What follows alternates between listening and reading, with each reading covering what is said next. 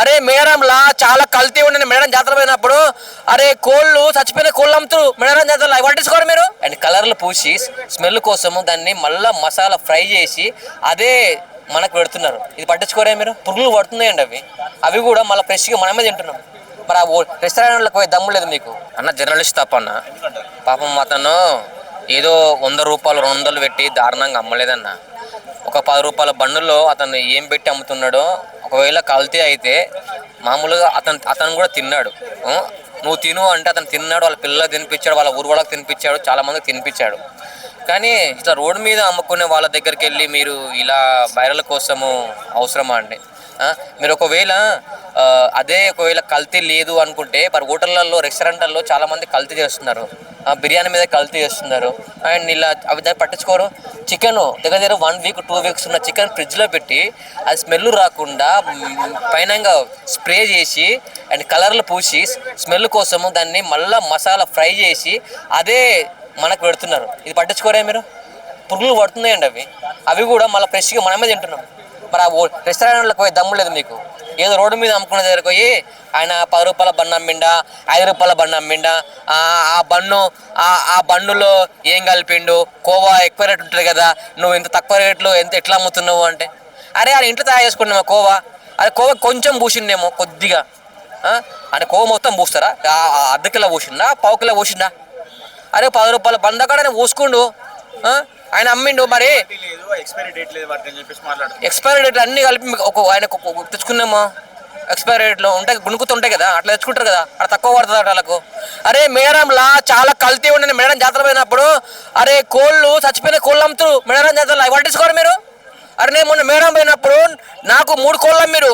ఆ 3 కోళ్ళు అమ్మితే 3 కోళ్ళు తీసుకుపోయి కొట్టిస్తే మొత్తం బ్లడ్ మళ్ళీ వేయిస్తే ఊరంటారు. అంత దారుణం పట్టించుకోరు. మేడంలో మొత్తం కల్తీ ఉంది. మరి 10 రూపాయల దగ్గర కల్తీ అయినాను వీళ్ళందరూ నాడు అడగవా? అరే ఎంత ఆడ కోళ్ళు రోడ్ల మీద పడేస్తూ చచ్చిపోయిన కోళ్ళు మళ్ళీ అమ్ముతూ మనకి అవి పట్టించుకోరు. ఆడ మొత్తం కల్తీయే మేడంలా. ఇవన్నీ పట్టించుకోరు. చిన్న దగ్గర పట్టించుకుంటారు. ఇది అన్యాయం అండి, చాలా అన్యాయం.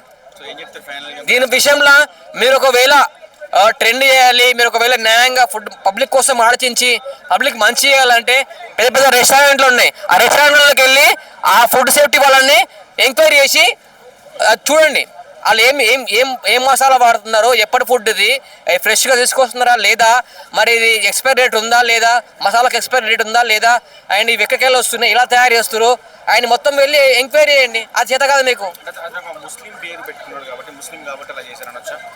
అన్న. ఏ ముస్లిం అయినా ఎవరైనా సరే ఆయన వేలు పెట్టి అమ్మలేదన్న, జస్ట్ 10 రూపాయలు పెట్టి అమ్మినన్న. నీకు నచ్చితే తిను, లేకపోతే తినకు.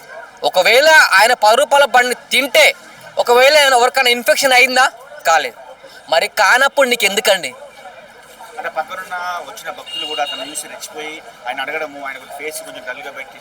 అందరు ముంగల బండి తిను అంటే కూడా తిన్నాడు ఆయన. అరే ఆయన ఫేస్ చూస్తే నాకు ఏడుపు వచ్చింది.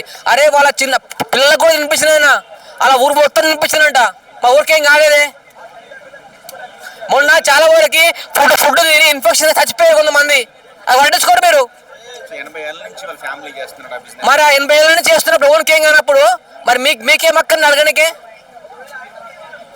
ఇది అన్యాయం. మీరు ఒకవేళ ఏమైనా మీరు చేయాలనుకుంటే మాత్రం రెస్టారెంట్లు కానీ పబ్లలో మామూలుగా ఫుడ్ ఉంటుంది కదా, అక్కడ వెళ్ళి మీరు ఎంక్వైరీ చేయండి. కానీ ఇలా అన్యాయంగా పెద్దవాళ్ళ దగ్గరికి వెళ్ళి మీరు వైరల్ కానీ ఏదో చేసి వైరల్ చేయకండి ప్లీజ్.